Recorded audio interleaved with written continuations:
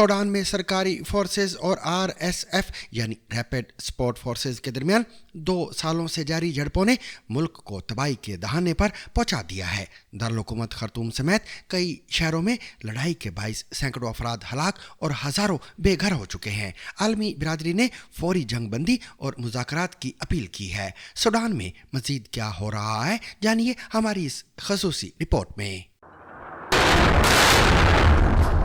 Sudan میں 2023 سے جاری خانہ جنگی اب مزید شدت اختیار کر گئی ہے۔ مشرقی افریقہ میں واقع سوڈان رقبے کے لحاظ سے افریقہ کے سب سے بڑے ممالک میں سے ایک ہے۔ 7 ممالک سے بارڈر ملنے کے علاوہ یہاں سے دریائے نیل بھی گزرتا ہے، جس کی وجہ سے یہ اسٹریٹجیکلی باقی ممالک کے لیے اہم ہے۔ اپریل 2023 میں سوڈان خانہ جنگی کا شکار اس وقت ہوا جب اس کی فوج اور پیراملٹری فورس یا ریپڈ سپورٹ فورسز یا RSF کے درمیان ایک اقتدار کے حصول کے لیے لڑائی شروع ہوئی، جس کے نتیجے میں مغربی دارفور کے علاقے میں قحط اور نسل کشی کے دعوے سامنے آ رہے ہیں۔ حال ہی میں الفاشر شہر پر RSF نے قبضہ کر لیا، جس کے بعد وہاں کے رہائشیوں کے خدشات میں اضافہ ہو گیا ہے۔ ملک بھر میں اب تک کم از کم 1.5 لاکھ سے زیادہ افراد ہلاک ہو چکے ہیں اور تقریباً 12 ملین لوگ اب گھروں کو چھوڑ کر بھاگنے پر مجبور ہوئے ہیں۔ اقوام متحدہ کی جانب سے اسے دنیا کا سب سے بڑا انسانی بحران قرار دیا گیا ہے۔ اب سوال یہ ہے کہ سوڈان میں خانہ جنگی کی وجہ کیا ہے؟ حالیہ کشیدگی اس تناؤ کی کنٹینیویشن ہے جو 2019 میں صدر عمر البشیر کی برطرفی کے بعد شروع ہوئی۔ صدر البشیر 1989 میں کو کے بعد اقتدار میں آئے تھے اور تقریباً 3 دہائیوں تک ملک کے صدر رہے۔ ان کے اقتدار کے خاتمے کے لیے بڑے پیمانے پر ملک میں احتجاج ہوئے اور فوج کی مدد سے انہیں بغاوت کے ذریعے عہدے سے برطرف کر دیا گیا۔ لیکن اس کے بعد بھی ملک میں جمہوریت کے نفاذ کے لیے شہریوں نے احتجاج جاری رکھے۔ اس کے بعد ایک مشترکہ فوجی سویلین حکومت قائم کی گئی، لیکن اسے بھی 2021 میں ایک اور کو کے ذریعے ہٹا دیا گیا۔ یہ بغاوت موجودہ تنازع کے مرکزی کرداروں کی جانب سے تھی۔ مسلح افواج کے ایک سربراہ جنرل عبدالفتاح البرہان جو ملک کے صدر تھے، اور ان کے نائب RSF کے رہنما جنرل محمد حمدان دگالو۔ لیکن ان دونوں کے درمیان بھی اختلافات اس وقت بڑھ گئے جب دونوں سویلین حکمرانی کے قیام اور اس بات پر متفق نہیں ہوئے کہ ملک کو کس سمت میں آگے بڑھایا جائے۔ بیسیکلی سوال یہ تھا کہ پاور اور اقتدار کس کے پاس ہوگا۔ دونوں جرنیل اپنی طاقت کو قائم رکھنا چاہتے تھے اور اپنی دولت اور انفلوئنس کو چھوڑنے پر آمادہ نہیں تھے۔ دونوں فریقین کے درمیان اپریل 2023 میں فائرنگ شروع ہوئی اور RSF کی فورسز کو ملک بھر میں دوبارہ تعینات کر دیا گیا، جسے فوج نے ایک خطرہ سمجھا۔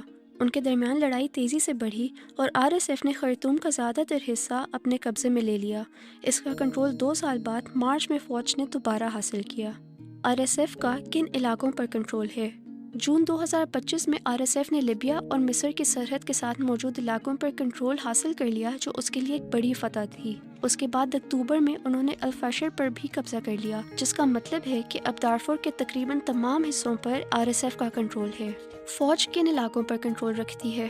فوج کا کنٹرول شمال اور مشرق کے بیشتر حصوں پر ہے۔ اس کا اہم حمایتی مصر تصور کیا جاتا ہے کیونکہ ان دونوں ملکوں کی سرحد جڑی ہوئی ہے اور یہ دونوں دریائے نیل کے ساتھ ہیں۔ لیکن الفاشر جو فوج کے لیے دارفور میں آخری شہری مرکز تھا، اکتوبر میں RSF کے قبضے میں آ گیا۔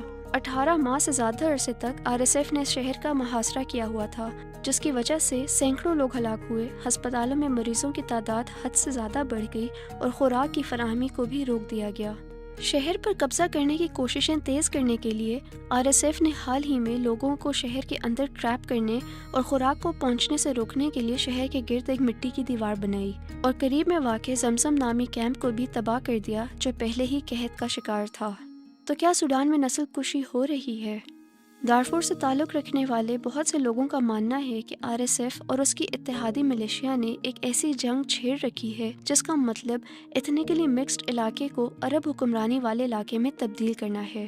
مارچ 2024 میں یونیسیف نے اس علاقے میں مسلح افراد کے لوگوں اور یہاں تک کہ 1 سال کے بچوں کے ساتھ بھی ریپ اور جنسی زیادتی کے دل دہلا دینے والے واقعات رپورٹ کیے۔ متاثرین میں سے کچھ بچوں نے اس سب کے نتیجے میں اپنی جان لینے کی کوششیں کی ہیں۔ اسی مہینے میں انسانی حقوق کی تنظیم ہیومن رائٹس واچ کا کہنا تھا کہ وسیع پیمانے پر ہلاکتوں نے اس امکان کو بڑھا دیا ہے کہ RSF اور اس کے اتحادی مسالیت ایتھنک گروپ سے تعلق رکھنے والے لوگوں کو مکمل یا جزوی طور پر تباہ کرنے کا ارادہ رکھتے تھے۔